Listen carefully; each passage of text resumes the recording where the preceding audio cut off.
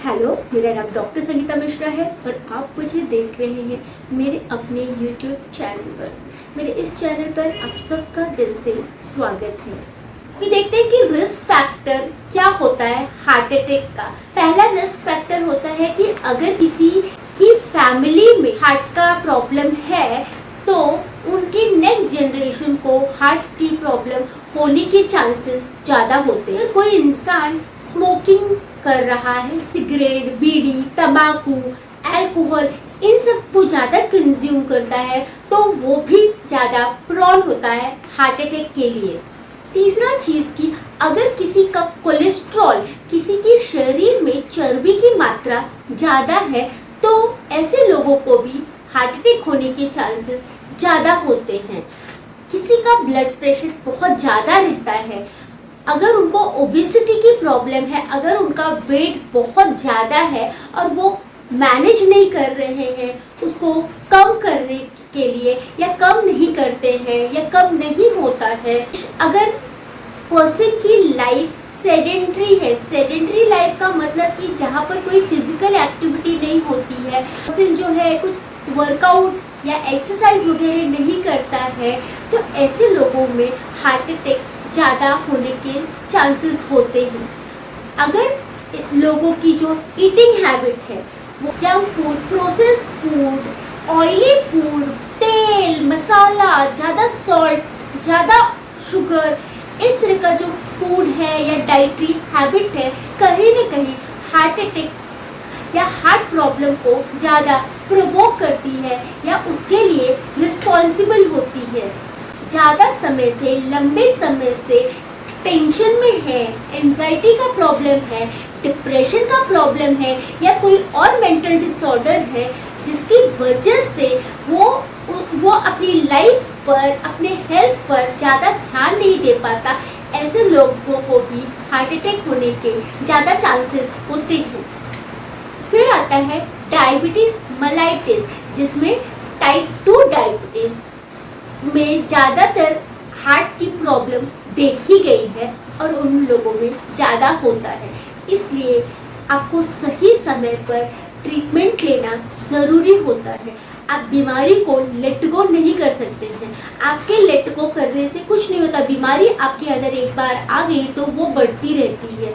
अगर आपने सही समय पर बीमारी को नहीं ठीक किया तो 1 से 2, 2 से 3 इस तरह से बीमारियां आपके शरीर में डेवलप होने लगती हैं। ज़्यादातर जिन लोगों की फैमिली हिस्ट्री में, मतलब पेरेंट्स को या उनकी सिबलिंग्स को, कि उनके भाई बहनों को अगर ओबेसिटी की प्रॉब्लम है, उनका कोलेस्ट्रॉल का इशू है, उनको बीपी का इशू है, तो पर्सन ज़्यादा प्रोन होता है हार्ट अटैक के लिए या हार्ट से रिलेटेड प्रॉब्लम के लिए। अभी हार्ट अटैक को कैसे डायग्नोस किया जाए? हार्ट अटैक को डायग्नोस करने के लिए सबसे पहले पर्सन का ईसीजी किया जाता है, 2D इको किया जाता है। उसमें देखा जाता है कि जो ST एलिवेशन हुआ है या नहीं हुआ है, या जो इलेक्ट्रिकल चेंजेस आते हैं उसके बेसिस पर डिसाइड किया जाता है कि पर्सन की हार्ट की क्या कंडीशन है। अगर आप मेरे चैनल पर पहली बार आए हैं तो मेरे चैनल को लाइक और सब्सक्राइब कीजिए। 2D इको हार्ट के फंक्शन को बताता है कि उसमें कुछ चेंजेस आए हैं या नहीं आए हैं। कॉजेस क्या होते हैं हार्ट ब्लॉकेज के?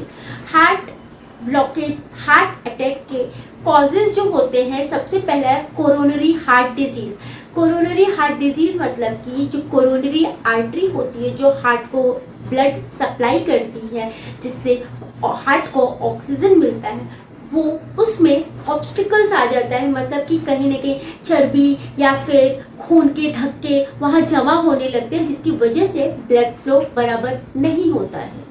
या कुछ इन्फेक्शन की वजह से, जैसे कोई वायरल इन्फेक्शन हो गया, कोविड का इन्फेक्शन हो गया, जहाँ पर हार्ट का फंक्शन जो है डिस्टर्ब हो गया या हार्ट को बराबर से ब्लड नहीं पहुँच पा रहा है, हार्ट की आर्टरी किसी वजह से रप्चर हो गई, ब्रेक हो गई, जिसकी वजह से हार्ट का फंक्शन हैम्पर्ड हो जाता है और हार्ट अटैक होने के चांसेस बढ़ जाते हैं। कॉम्प्लिकेशन हार्ट अटैक के क्या हो सकते हैं। जब भी किसी को हार्ट अटैक आता है तो हार्ट के अंदर कुछ इलेक्ट्रिक चेंजेस आते हैं, जिसकी वजह से जो हार्ट का मसल्स है उसका जो काम है, फंक्शन है, वो अफेक्टेड हो जाता है। उसका जो ब्लड सप्लाई है वो अफेक्टेड हो जाता है। हार्ट का जो फंक्शन है, जो हार्ट का बीट है, वो इरेगुलर किसी किसी पेशेंट में हो जाता है। एरिथमिया बोलते हैं। एरिथमिया होता है जहाँ पर इरेगुलर हार्ट बीट दिखता है। हार्ट जनरली 72 पर मिनट की स्पीड से बीट करता है, लेकिन जब एरिथमिया होता है तो हार्ट बीट जो है वो इरेगुलर हो जाती है।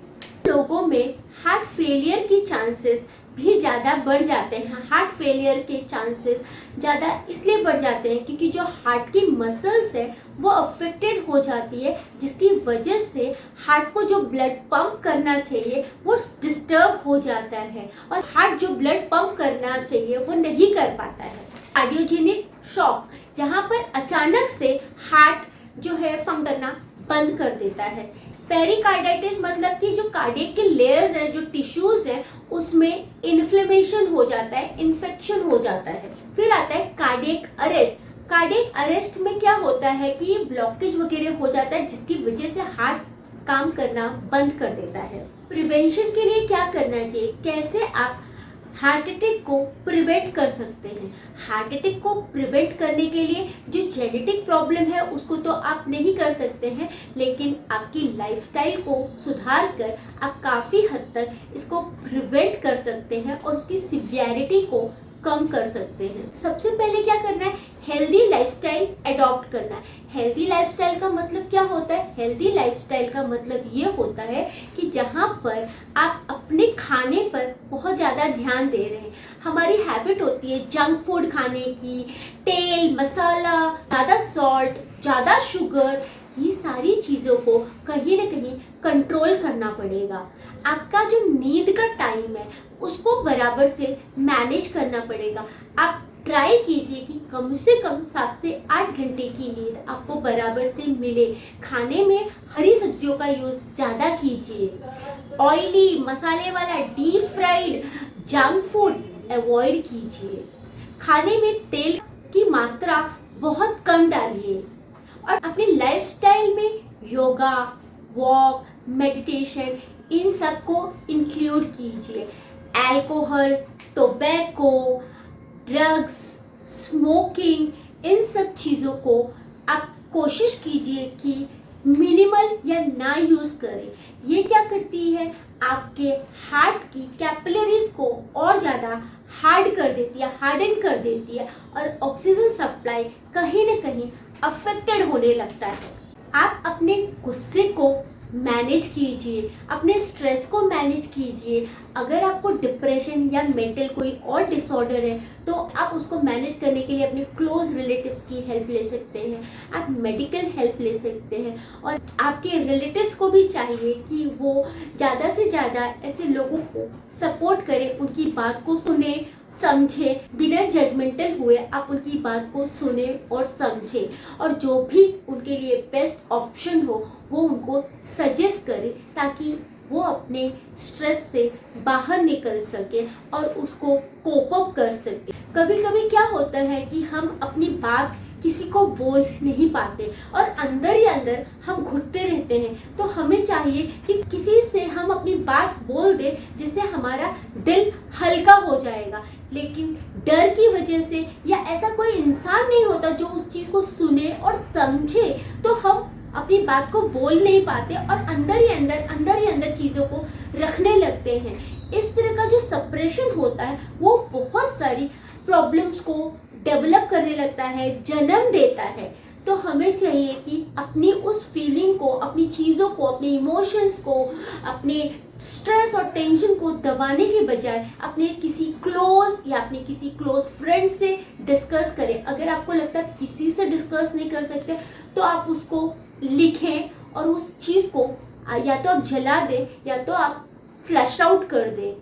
इससे ये होगा कि आपकी चीज़ें कम से कम बाहर निकल दे और वो आपके अंदर इतना प्रेशर नहीं क्रिएट करेगी। सो मच फॉर वॉचिंग मी। अगर आपको मेरा वीडियो अच्छा लगा तो मेरे चैनल को लाइक और सब्सक्राइब कीजिए।